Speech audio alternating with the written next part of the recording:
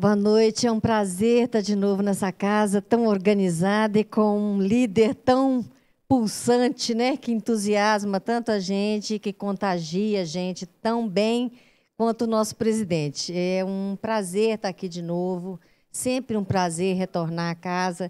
E cada vez que eu volto, ela está mais organizada e as coisas estão fluindo muito melhor. E hoje a gente vai trazer um pouquinho do que a gente pode estar contribuindo para que essa casa melhore cada dia mais.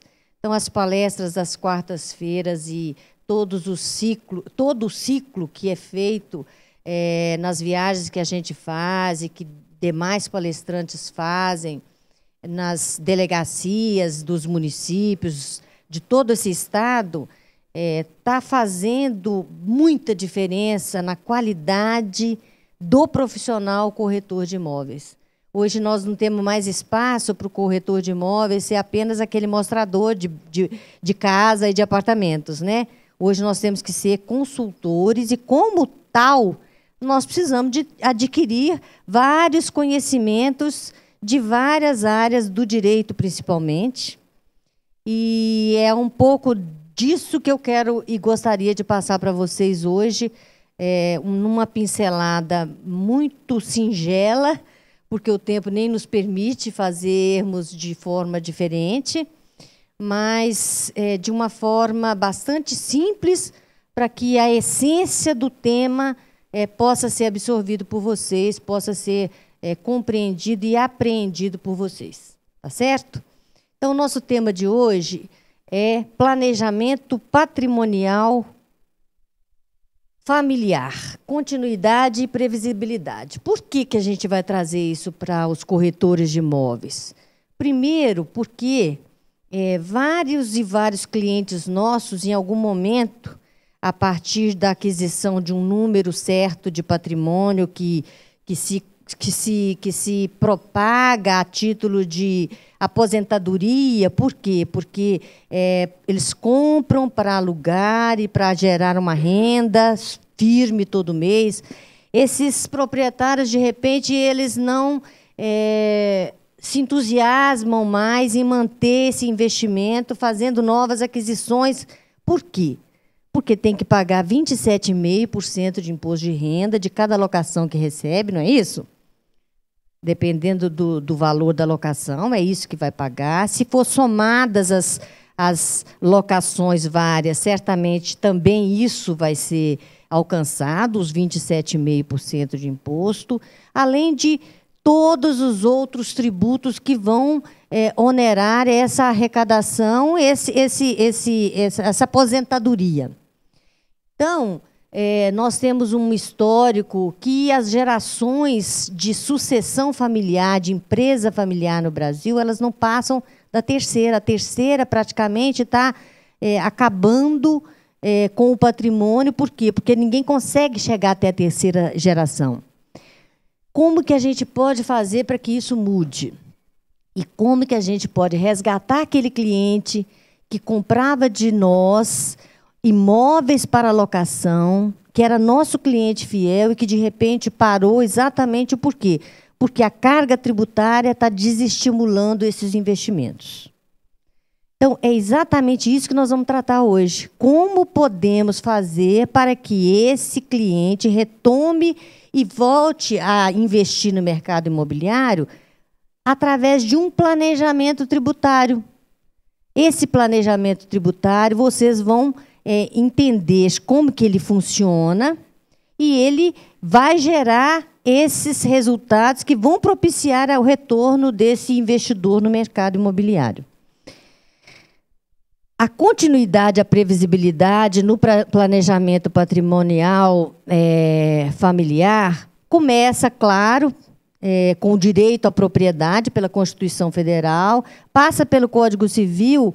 Em 74 artigos existe a citação de sucessão.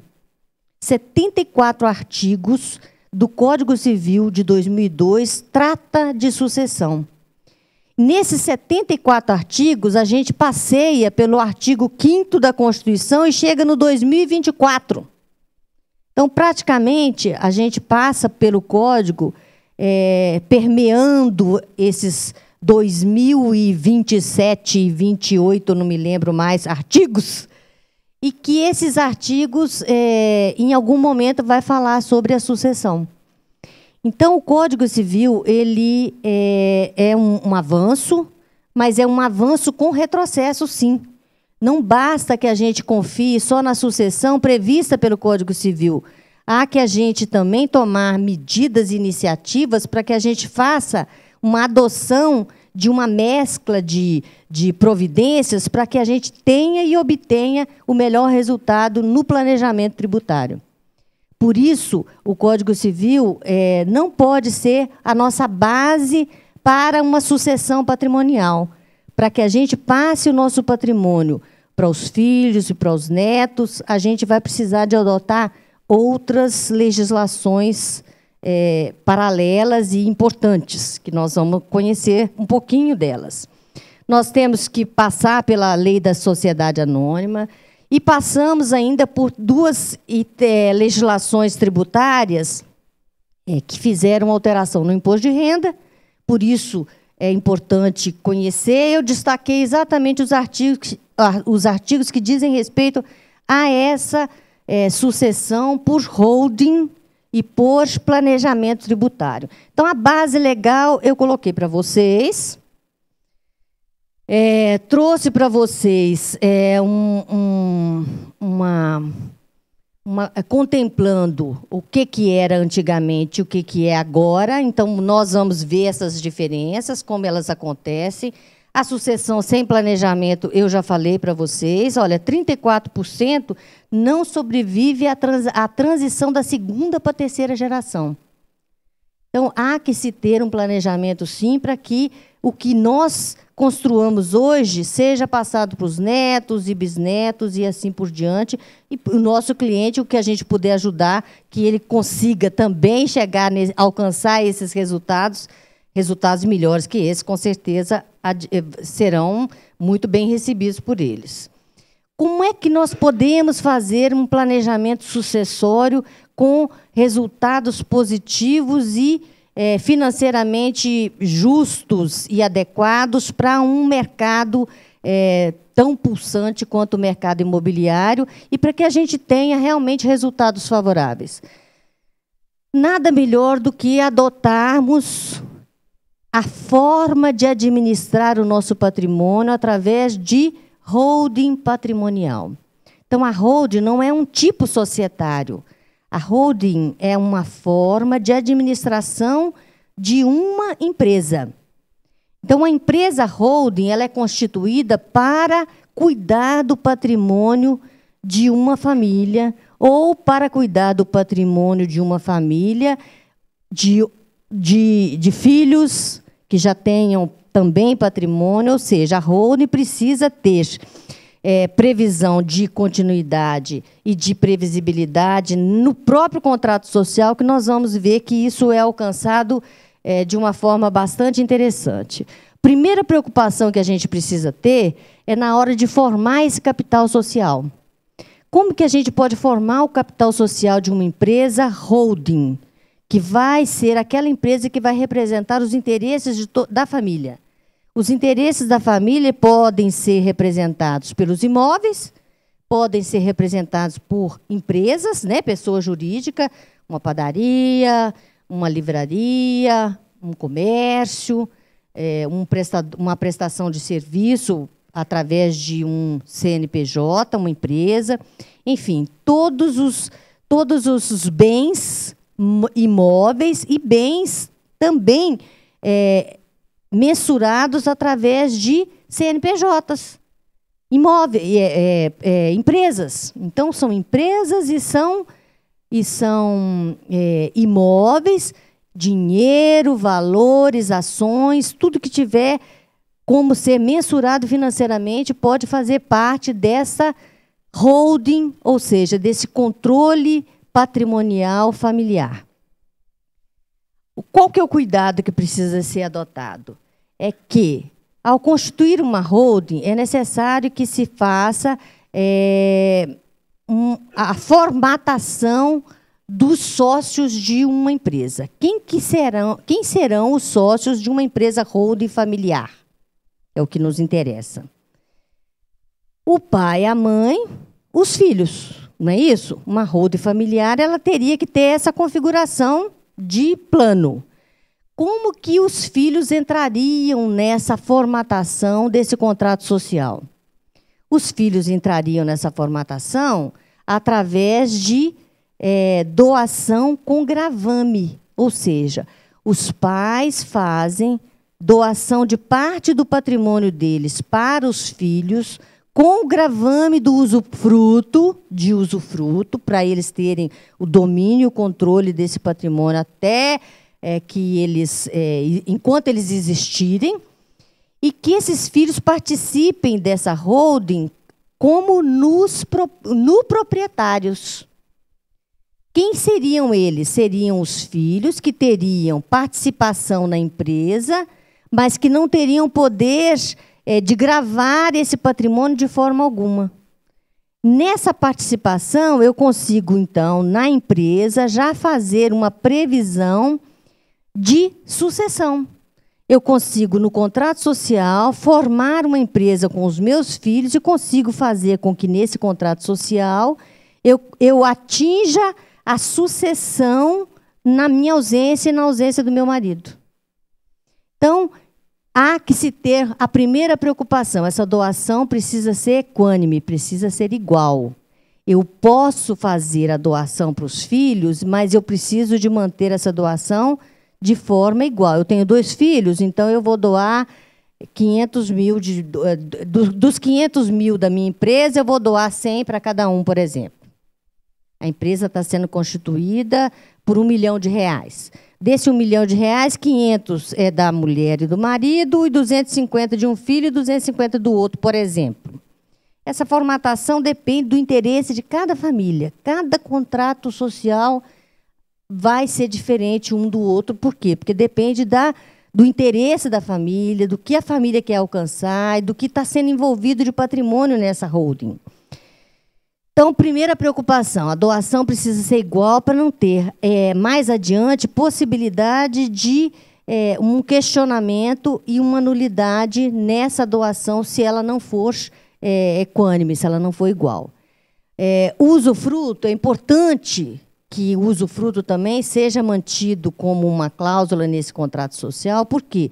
Porque o doador ele precisa de se garantir e de garantir a sua sobrevivência, a sua independência. Ele não pode fazer doação de um volume tal em que ele passe a ser dependente dos filhos. Por quê? Porque também, em algum momento, pode caracterizar algum tipo de fraude. O doador, que é o pai e a mãe, precisa garantir que tenha renda enquanto vivo eles forem. Então, há que se fazer essa doação com o gravame do usufruto e ele precisa ser vitalício. A igualdade dos quinhões, nós já falamos da doação. A cláusula de reversão é uma outra cláusula importante no contrato social de uma holding. Por quê? Aquele que morrer, ele pode prever que a parte dele é revertida para o cônjuge sobrevivente, para aquele cônjuge que continua vivo.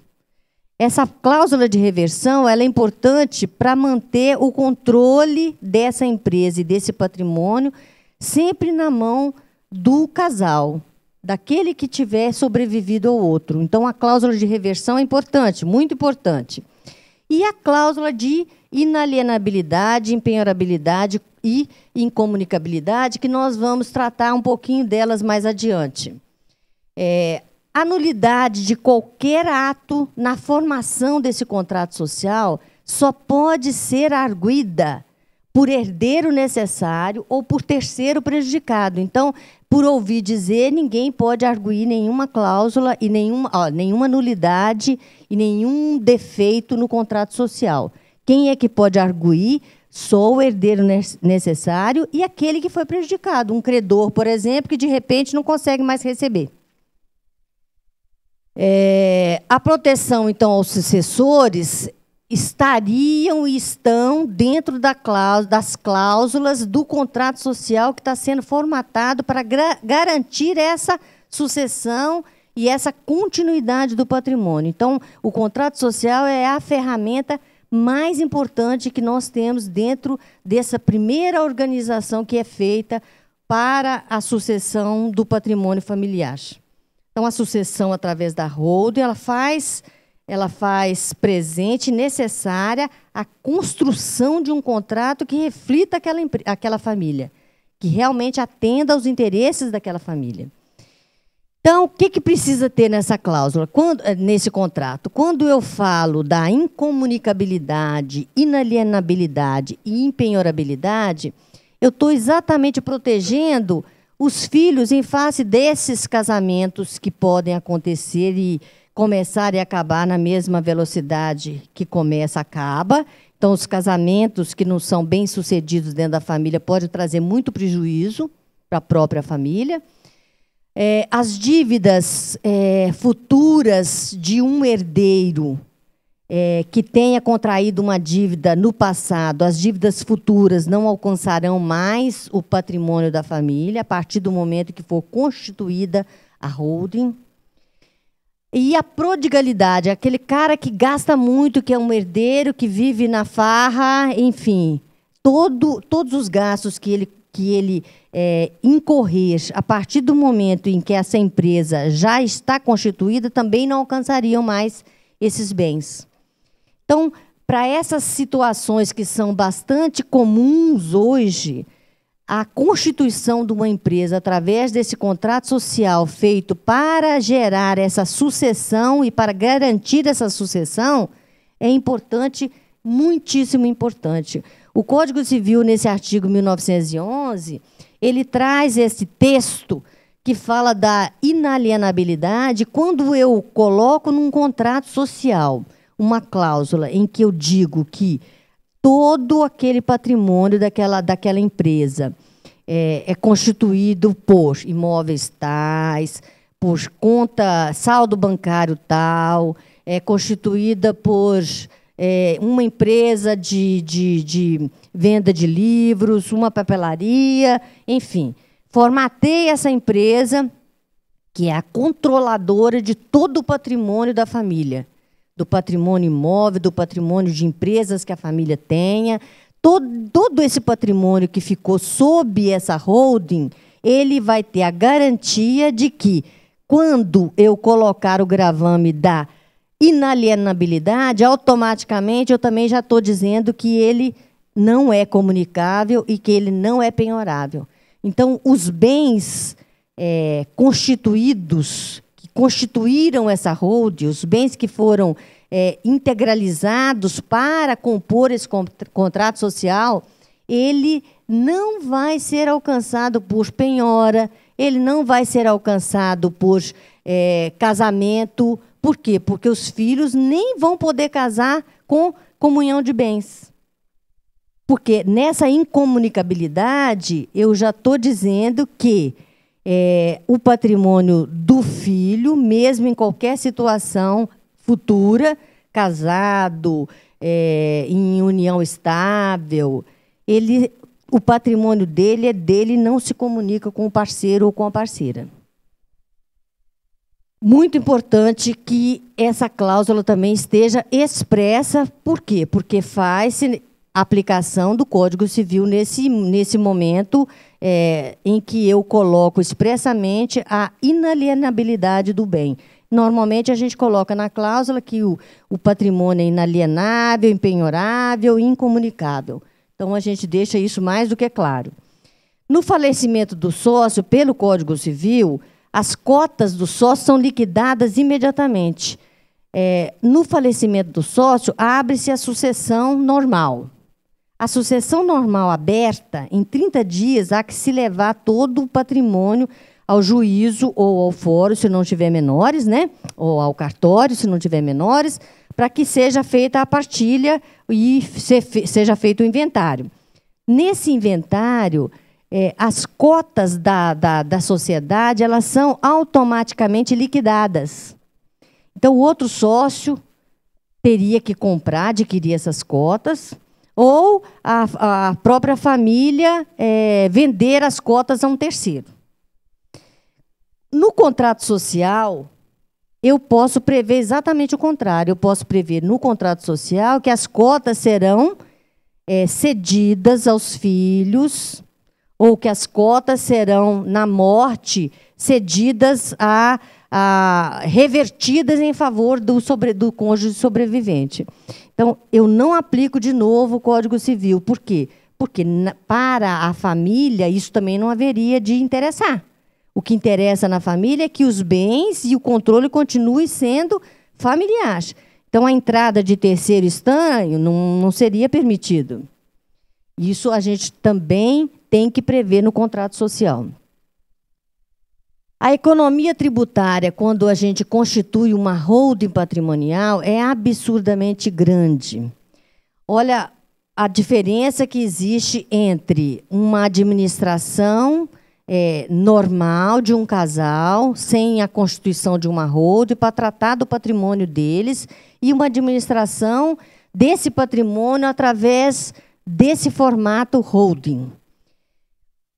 Quando eu transfiro o patrimônio, pessoa física, para constituir, para integralizar o capital social dessa holding, quando eu faço essa transposição, eu faço isso a título de integralização de capital social e não tenho a incidência do ITBI.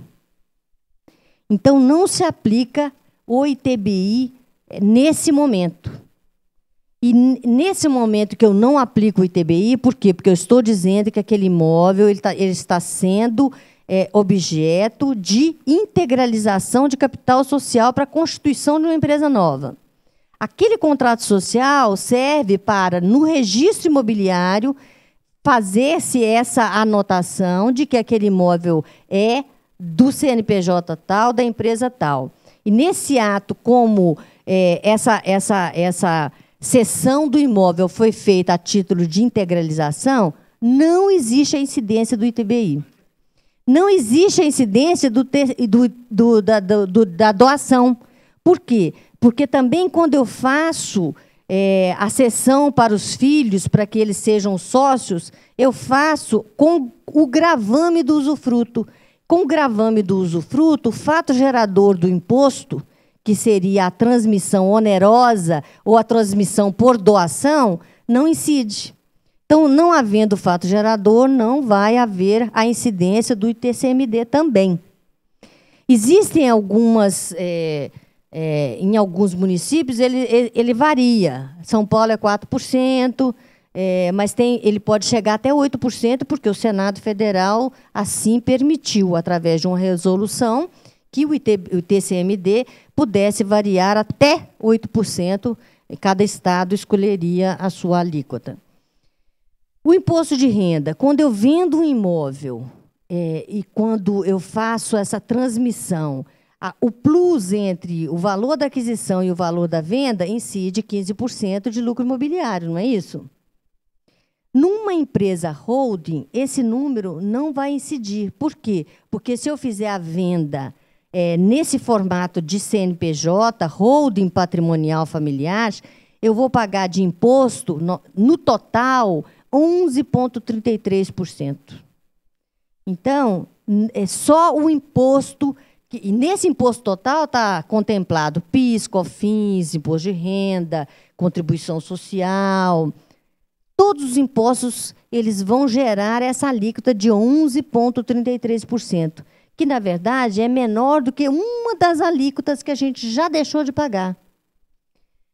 A taxa judiciária, quando eu vou fazer um inventário, quando eu vou fazer uma sucessão por inventário, na morte de um chefe de família, todo aquele rolamento de bens que é feito, ele gera um valor, que é o patrimônio da família, e a justiça, na tabela do judiciário, é cobrado 1% sobre aquele patrimônio a título de custas judiciais para que aquele processo seja tramitado no fórum.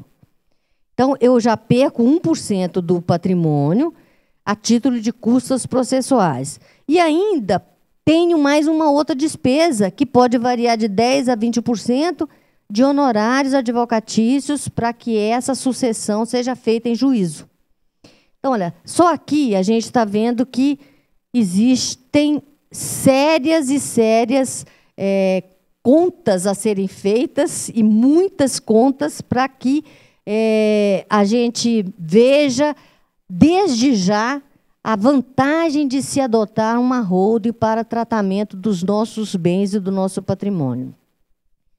A continuidade, então, está prevista, tem que estar prevista e contemplada no contrato social, que é a peça mais importante. Uma holding ela pode ser formatada de uma forma pura, que é aquela que só cuida do patrimônio das pessoas, ou ela pode também ser uma holding mista, que ela cuida do patrimônio, assim também como ela atua em alguma atividade. Então, além dela cuidar de todo o patrimônio, ela também desenvolve alguma atividade. Ela pode ser pura ou mista. Qualquer uma das duas, elas podem ter um formato de uma sociedade anônima, de uma limitada, de uma comandita simples, qualquer forma prevista no Código Civil. Por quê? Porque a holding é um formato de administração, não é um tipo de sociedade. O tipo de sociedade é todo aquele que nós conhecemos. A maioria das famílias adotam o formato de uma sociedade por responsabilidade limitada. Por quê? Porque é a sociedade mais simples de se gerir, mais econômica de se gerir e com maior independência para se fazer o contrato social. Porque o contrato social de uma sociedade por responsabilidade limitada, ela fica ao interesse dos sócios e das partes.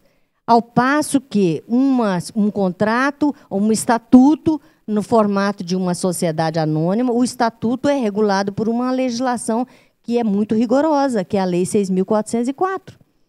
Então, quando adota-se uma limitada, adota-se uma forma mais simples de gerir esse patrimônio, de adquirir todas essas vantagens tributárias. Então, é um planejamento tributário vantajoso e, além disso, não está distrito a obedecer à Lei 6.404.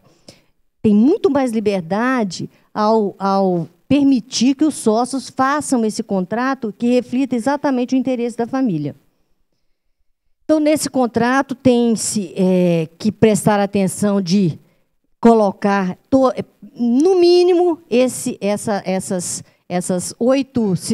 9 situações, que nós já falamos, inclusive, algumas delas. O prazo de duração da sociedade é uma questão que tem que ser discutida caso a caso. Por quê? Porque, normalmente, constitui-se uma sociedade por prazo indeterminado. Só que, quando uma sociedade é constituída por prazo indeterminado, qualquer sócio pode pedir para se retirar da sociedade a qualquer momento. Então, dependendo do interesse da família, é mais interessante que o contrato social seja feito por um prazo determinado e longo. Por quê? Porque, por um prazo determinado e longo, esse contrato vai vigir durante esse tempo todo e vai impedir a saída imotivada de qualquer sócio.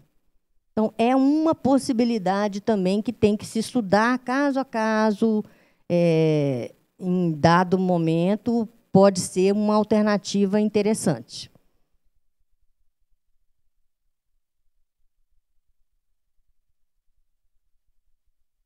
Ixi.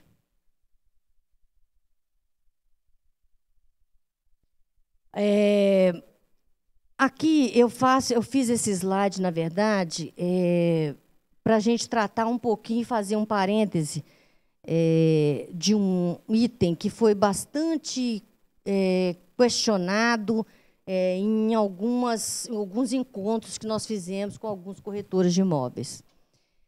Na verdade, é o seguinte, eu falo e reitero que todo o imóvel que é transferido para a constituição de uma empresa a título de integralização de capital social, não pode haver a incidência do ITBI.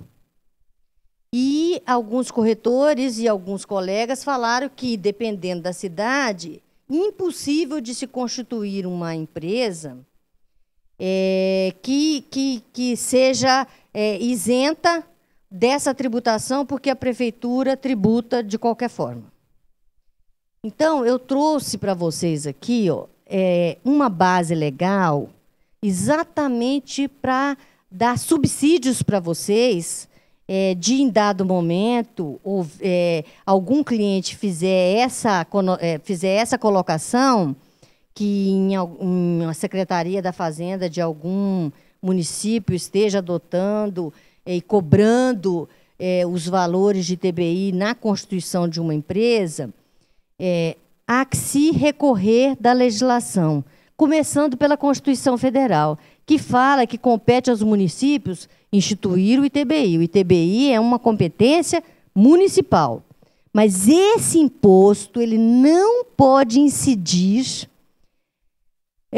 nos bens e direitos incorporados ao patrimônio da pessoa jurídica. Então, quando eu faço a transferência para realizar o capital social de uma pessoa jurídica, o ITBI não pode incidir. Então, a não incidência é uma determinação constitucional. Além de ser uma determinação constitucional, o Código Tributário Nacional, que é anterior, inclusive, à Constituição Federal, que, se fosse contrário, teria sido alterado, mas, na verdade, ele não é contrário, então ele foi bem recebido. Esse artigo, então, foi muito bem recebido pela Constituição Federal, que exatamente faz a mesma ressalva. O ITBI não se aplica à pessoa jurídica adquirente que tenha como atividade, aliás, é o contrário. O ITBI deve ser cobrado, sim, apenas da pessoa jurídica que fizer uso de atividade preponderante de venda e compra de imóvel. Então, essa ressalva, na verdade, ela está tanto na Constituição quanto no Código Tributário.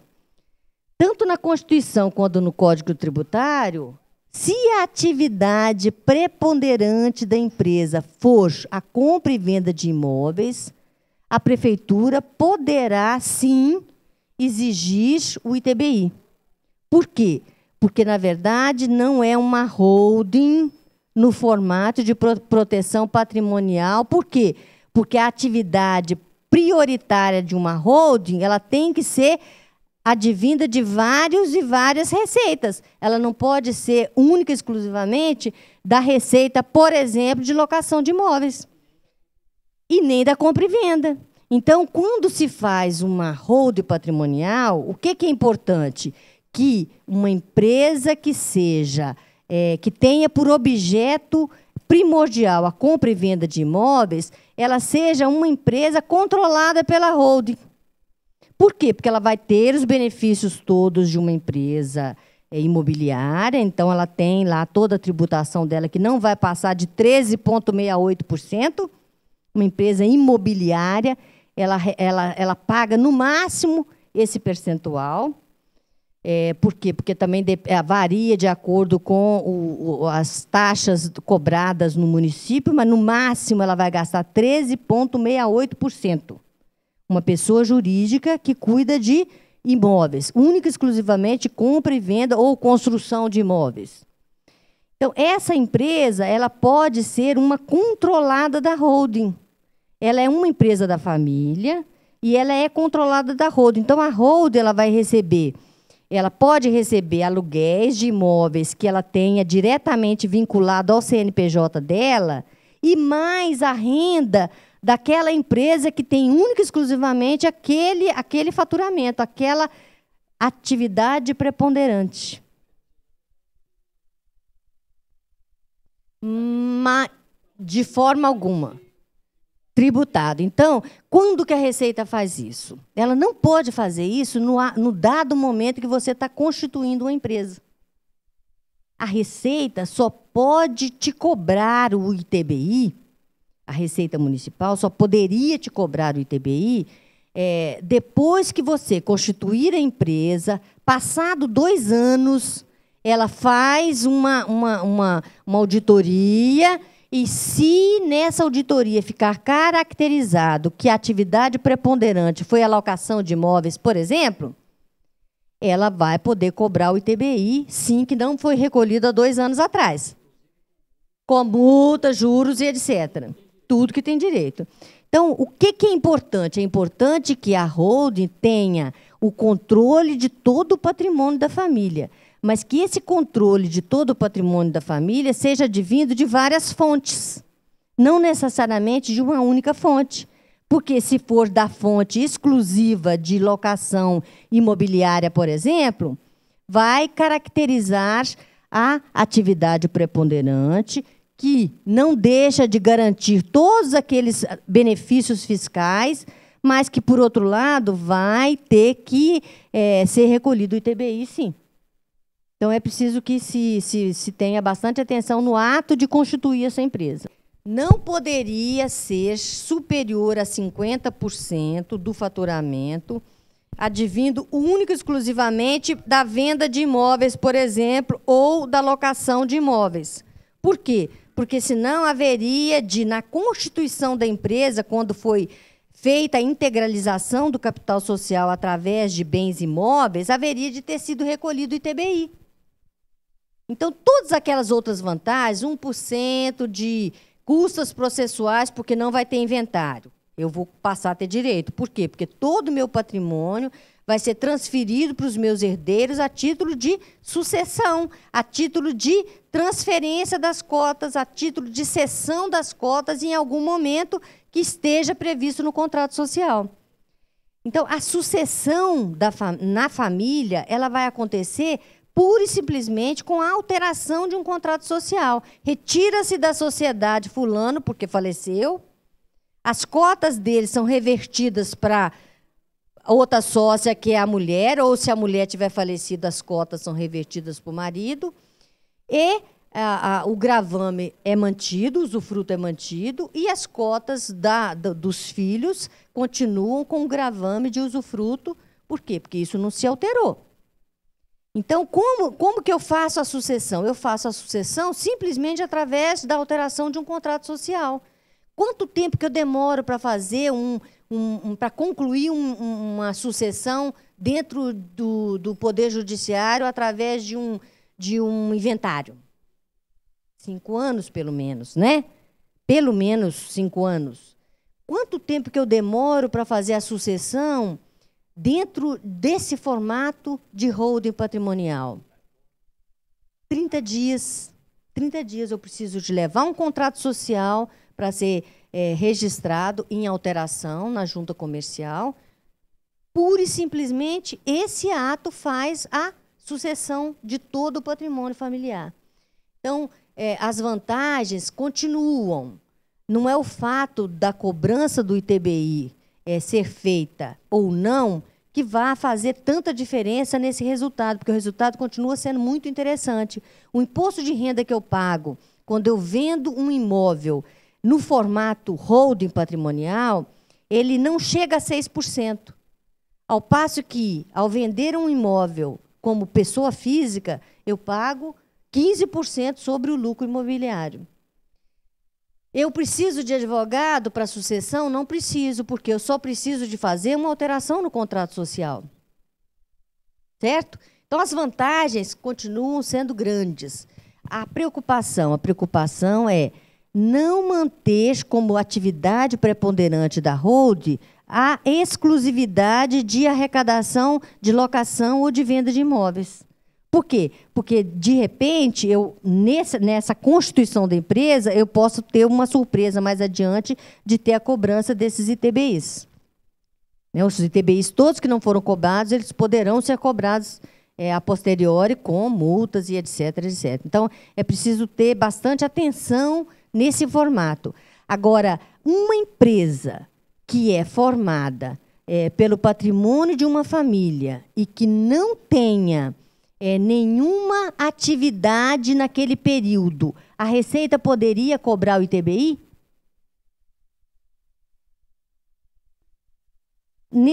Constituir empresa hoje, a Receita tem 2 anos, ela precisa esperar que eu, em 2 anos, demonstre a minha atividade, não é isso? Nesses 2 anos, não houve atividade. Ela poderia cobrar o ITBI? Não. Por quê? Porque se não houve atividade, não há que se ter também a exigência da cobrança do ITBI. Por quê?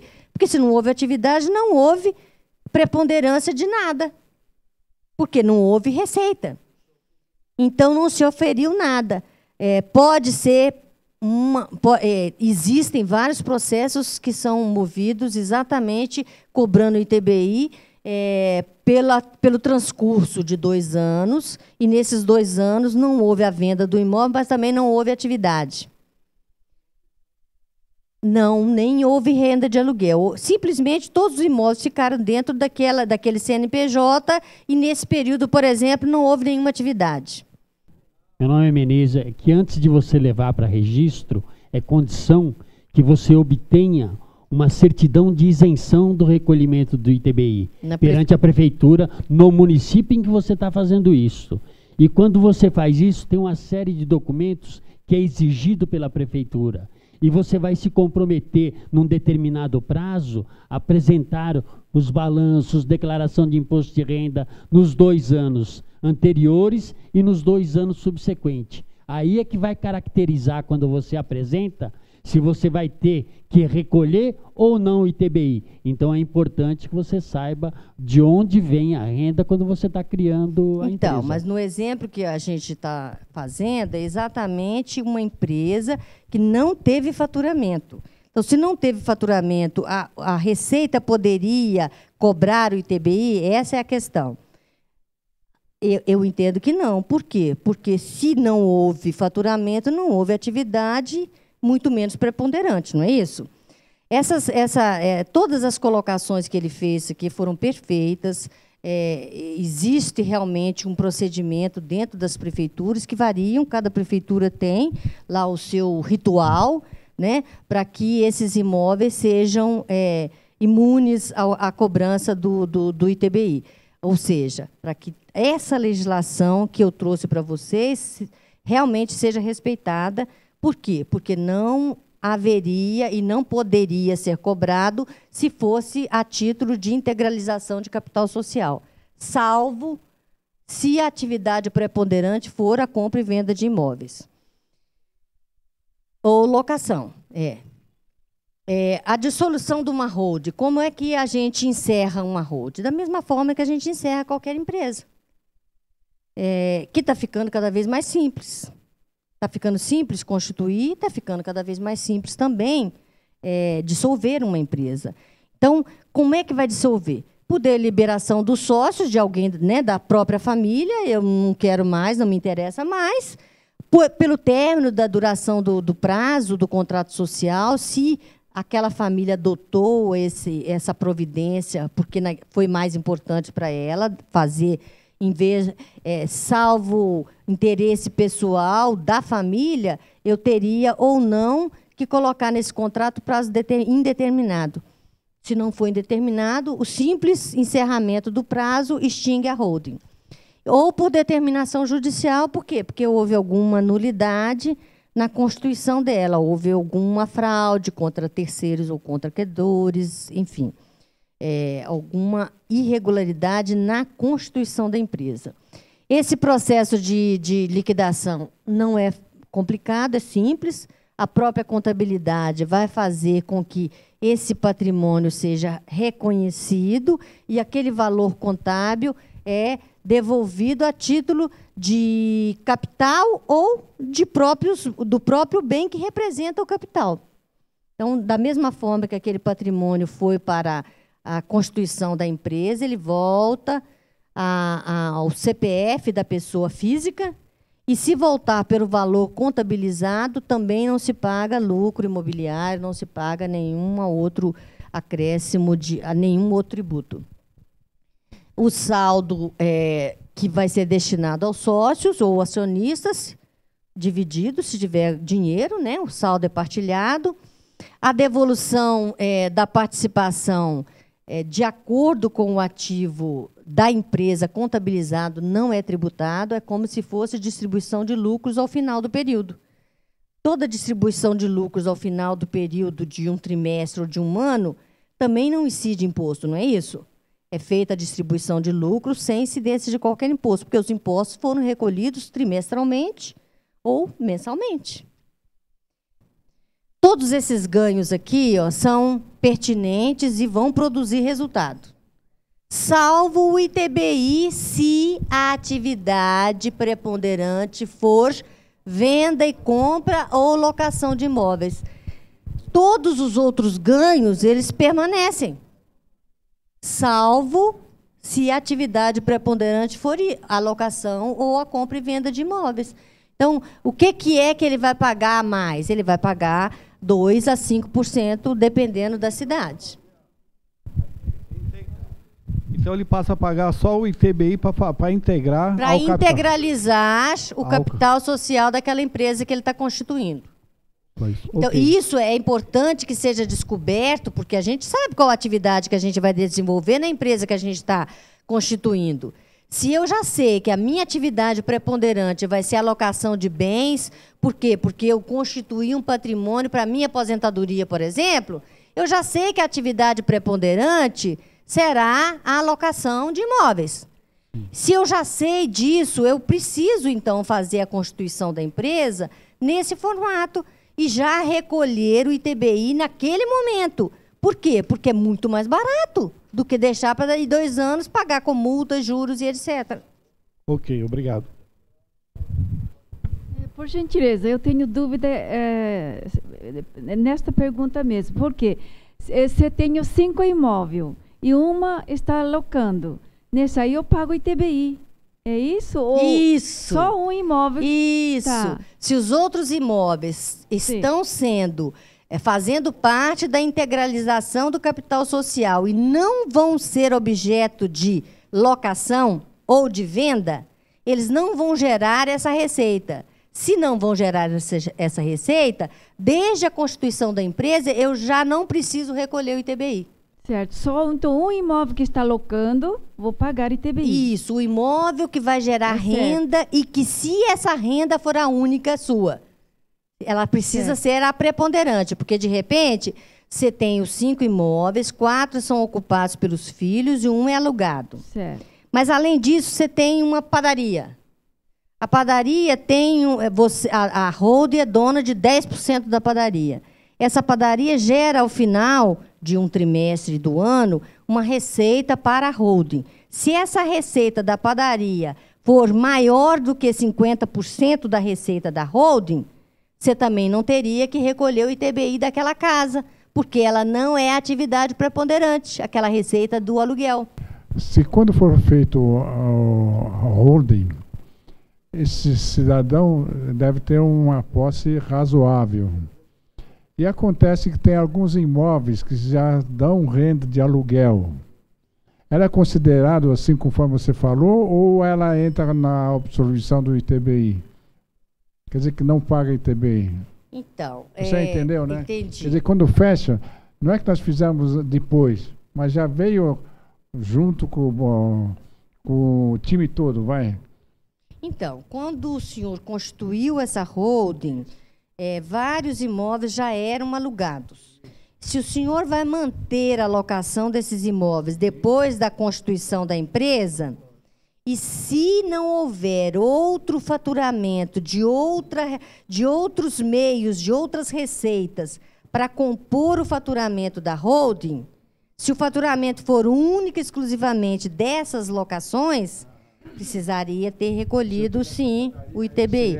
Se tivesse uma outra renda que fosse, que complementasse o faturamento da holding, aí sim, nessas outras rendas, que fossem superiores a 50%, isentaria o recolhimento do ITBI, porque não seria atividade preponderante a alocação, não é isso? Diretamente, há um limite para os segmentos que você vai agregar essa holding. No caso, o seu exemplo, a padaria. Eu posso colocar quaisquer outros segmentos comerciais, tantos quanto forem plausíveis e convenientes, isso aí não há limite para esse setor. Não. Só fazendo com que eles percebam mais que 50% para ter imunidade com o ITBI. Justo? A imunidade do ITBI você vai preocupar só com a renda advinda dos imóveis, né? Porque o ITBI só se aplica aos imóveis, justo, não é? Justo. Então, se a sociedade holding ela tem outras fontes, tais como um CNPJ de uma padaria, o CNPJ de um bar, o CNPJ de uma prestação de serviços. Mercado de automóveis, por exemplo. De mercado de automóveis, seja o CNPJ que for, seja a empresa que for. Se houver interesse de colocar debaixo desse guarda-chuva, que é a holding, ela vai ser formada por esses imóveis e por essas empresas. Qual que deve ser a primeira preocupação? A primeira preocupação é não colocar nesse guarda-chuva uma empresa que tenha, por exemplo, uma rotatividade muito grande de empregados, que tenha uma folha de pagamento com empregados muito alta. Por quê? Porque a Justiça Trabalhista é protecionista e uma empresa que tenha uma quantidade de mão de obra muito grande, ela pode não ser interessante de ficar debaixo desse guarda-chuva. Então, de repente, nesse guarda-chuva, colocam-se as outras empresas todas, menos aquela empresa prestadora de serviço de jardinagem, por exemplo.